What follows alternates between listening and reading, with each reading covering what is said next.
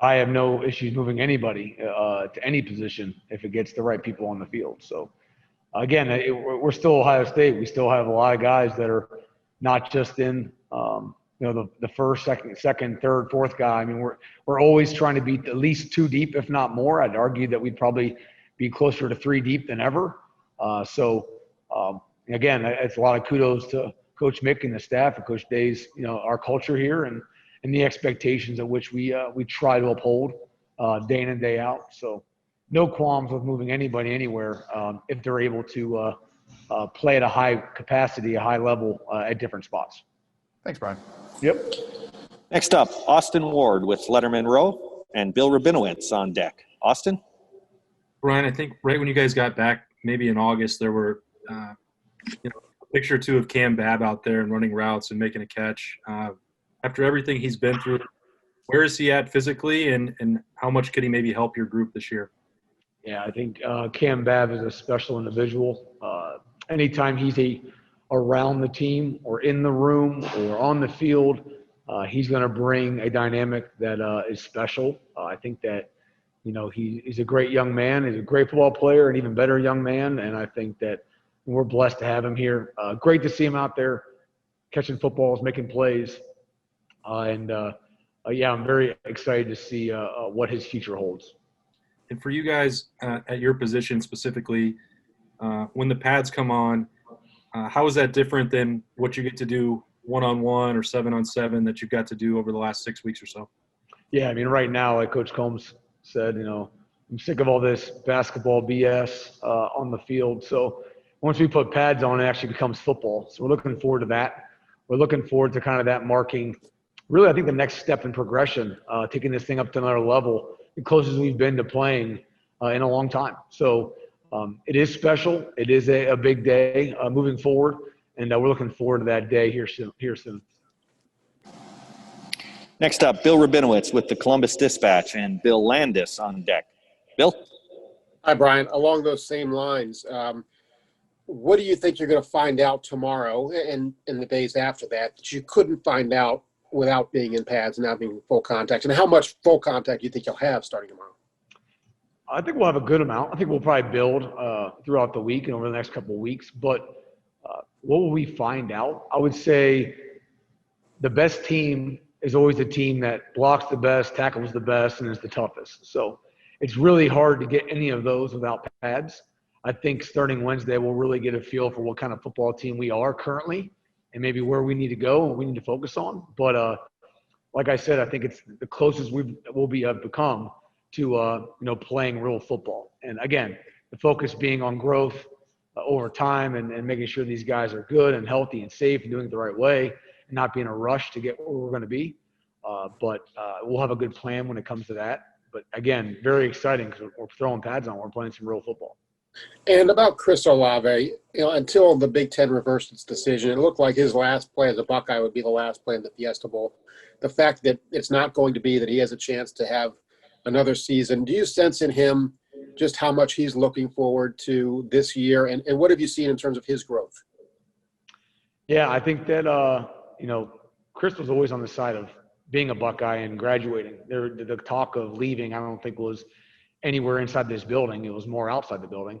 And I think that, his ability and desire to do something great here, be a part of something great here, and really get his degree was not emphasized more than ever than after his last game down in Arizona. So really excited for him. I think there's definitely a lot of challenges for him, just learning, become more of a leader and grow. You're still talking about a guy that was, going into is in his third year and coming out of Cali. I don't think he would have thought maybe in 3 years I'm going to have a decision on whether I'm going to be at Ohio State or leaving early. So his growth has been phenomenal. Really, as a person, I love coaching him. We love having him in the room, and I'm really excited that he gets a chance to play, this fall and not waiting further down the road to do that. So he's doing a great job. He's maturing. Again, biggest focus being leadership in the room, and I think he's really embodied that and has done a great job. Thanks, Brian. Yep. Next up, Bill Landis with The Athletic and Nathan Baird on deck. Bill? Hey, Brian, you talked about Jamison earlier, and I think we all got a really good feel for his speed last year, especially in that long touchdown that he had. How was he built on top of that sort of, I don't know, again, that looks like an elite trait that he has, but how was he taking that and kind of built on that? Yeah, I think developing as a route runner, I think developing as far as a mindset and understanding of what he's trying to get accomplished. I think, trying to operate in a world of what if I wasn't that fast, and if you're able to embody that approach, a really special player can come out of that. He already has a physicality that a lot of receivers don't have. He loves the contact piece. Always making sure with speed and with blocking that we're under control and we're in operating with purpose is always something we're going to continue to work on at any level. But I think he's really embodied that. I think he really understands being crafty and really wanting to be some of the best ever in his position and really working that way. And again, I think a lot of it too for him maybe organizing off the field stuff so he's better on the field. It's just being a younger athlete and maturing into an older athlete. So he's had a great amount of growth. He still has a way to go, but I think he's just not trying to rely purely on his ability to run, but also operate in a world where what if I couldn't run and still get really good at his craft. And I feel like every offseason we wonder about what kind of role DeMario might end up having. Just based off what you've seen over these last few weeks, how do you anticipate him fitting into the receiver rotation? And do you see any tailback snaps in his future? Yeah, I think Coach Day always has a great plan when it comes to guys with versatile skill sets. And I think that he's definitely one of those guys that has that. And I think that from a week-to-week standpoint, how we could take advantage of those matchups that he provides will be pretty important. Next up, Nathan Baird with Cleveland.com and Spencer Holbrook on deck. Nathan? Hey, Brian. When we talked to you back in the spring, you were pretty enthusiastic about the concept of Garrett moving and being more of a slot guy this year. Just curious if the offseason and the way that it developed, did it affect that transition at all? And what are you seeing for him right now as far as growing into that position more? So, yeah, I think that at the end of the day, I think when you have limited time, it probably did have an effect. I think we've done a pretty good job. He's done a very good job with not allowing it to show up too often. I think if anything, we'd probably be further down the road, with guys, whether it be a younger athlete just coming in or whether it be a guy that's changed positions. He's not the only one. And I think that, the more time, the better. But I think he's done a great job. I think that at the end of the day, what we talked about earlier, being versatile will be the most important. His ability to be outside for a full year last year, then move inside this year, gives him a skill set and a general understanding of the offense to do either. So proud of where he's at. He knows he's got to keep pushing further. A lot of more nuances being inside, but I think he's handled it a pretty good job. Next up, Spencer Holbrook with Letterman Row and Joey Kaufman on deck. Spencer? Hey, Brian. What has Jackson Smith-Njigba shown you that makes you think that he'll be ready to contribute right off the bat in week one?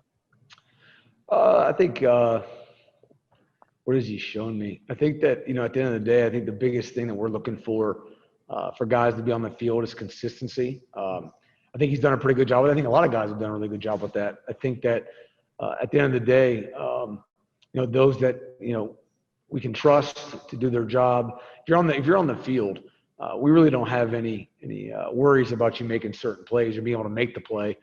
It's more about, when you don't get the ball, are you in great position? Do we feel you in the run game? Are you getting your job done when you're, at the point of attack? And I think that, roles that are earned on special teams, all of these things will play a part. I think that consistency is more important than ever. I think the ability to not make silly mistakes, as we see on Saturdays and Sundays, is more prevalent than ever. So I think guys that are the most consistent at this point will probably see themselves on the field a lot more and being worked in certain ways. I think there's a big push of trust. And I think that we've always had great trust around here, but more times than ever, with how much we've been removed from our current situation, that'll play a big part. Next up, Joey Kaufman with the Columbus Dispatch and Jeremy Birmingham on deck. Joey? Brian, I know obviously with spring practices and some of training camp being limited, you maybe didn't get to see as many reps from guys like Garrett Wilson in the slot. But I guess, do you have any sense on what's the biggest advantage you would provide there? For Garrett Wilson. In the slot, yeah. Yeah, I think that having a guy that's very dynamic in the inside is very important. I think a guy that's really smart, though, his ability to identify space and work around linebackers, and also be tough enough to block linebackers and be able to work in space, but also take the seam is really important. I think the guy inside, more than maybe in any other position, maybe be asked to do more things. But I think, again, it's just, what do you want to do there defensively? Who do you want to put on him? Do you want to put a linebacker in there and have him have to guard him, or do you want to bring a nickel player in, and then you have to say you're tougher than him when running the football and be able to cover him? So it's just a different animal. I think it provides a game plan advantage for us, but at the end of the day, it comes down to our ability to execute and really operate at a high level with consistency. So I think it provides something, but how much, time will tell. Next up, Jeremy Birmingham with Letterman Row and Colin Hass-Hill on deck. Jeremy? Hey, Brian, I know you guys are probably getting sick of hearing and being asked about the freshman class, but as 4 guys that all enrolled early that had their spring kind of taken away from them, I'm curious if you would just be willing to break down where they're at now individually in their development, but especially with Mookie, since he missed his senior year of high school. How has he been impacted by the loss of development time? Well, I'll start with Mookie. I think Mookie, is much further along than I even tell him and anticipated. He is removed from football from a senior year. He did play a lot of running back in high school, but his natural approach to receiver play, and it's funny, we'll do some drills sometimes, and I'll be coaching up on it, and it might not be quite right, but they don't just run out there and just do it, and it's perfect. So it's funny, his natural ability to just play football and feel space, and he does things that you really can't even coach. So I think Mookie's doing a phenomenal job. I think that you're kind of hitting on it. Where is each guy at, and what are they going to do, and what are they? The biggest thing that I try to have a conversation about with these athletes about is that it's okay to share goals, but don't think you're going to share paths. Everyone's going to have a different path. Everyone, different guys need different things, and to sit around and compare yourself to your peers, and most lights doesn't help you. It's not about what they're doing; it's about what you're doing, and understanding that our end goal can be the same, but the path in which I get there can be different, and not being frustrated. And social media is crazy, and the expectations. Again, we could talk about expectations forever, but usually, most times, the expectations that are on you usually aren't given to yourself. Usually someone places them on you, and you allow them to be on you. So it's all those dynamics. They did lose a spring. At least they didn't lose it. They lost it maybe in a physical manner, being on the field. But we spent a lot of time on Zooms, and we tried to capitalize and maximize our time, being apart, and give us an opportunity to be with our families and focus on academics and really get prepared in a different light. That's basically how I think we took it. And I think at this point, we've done a really good job to set ourselves up for success. And now it just comes down to just maximizing the opportunities when they come to us. Appreciate it. Thanks, man. Yep. Next up, Colin Hass-Hill from 11 Warriors and Tim May on deck. Colin? Brian, I know that you talked a lot about, what some of the reasons why you want to put Garrett in the slot and give him some of that opportunity. But just given the way that you've used KJ Hill and Paris Campbell in recent years, was some of it also that you've just seen the amount of targets that they've been able to get from that position, and just imagining what Garrett can do with maybe increased opportunities out of that spot too? I think everything was a part of the evaluation, but I think we pride ourselves on the ability to scheme up any play we want and have anybody in that position. But I think that having a dynamic person in there, I view Garrett as a dynamic player who can do lots of things. We can hand him off things on sweeps, and we can also have him go down the seam or run a corner. So I think that position more than anything is developing more and more into a wide receiver position. It is not necessarily maybe a a hybrid kind of thing to it. It's really like you need to be a great wide receiver first. And I think that Garrett, again, being a smart, savvy, got a lot of good wiggle to him when it comes to releases and operating space. I think he's a great fit for that space. Chris Olave in there would be terrible.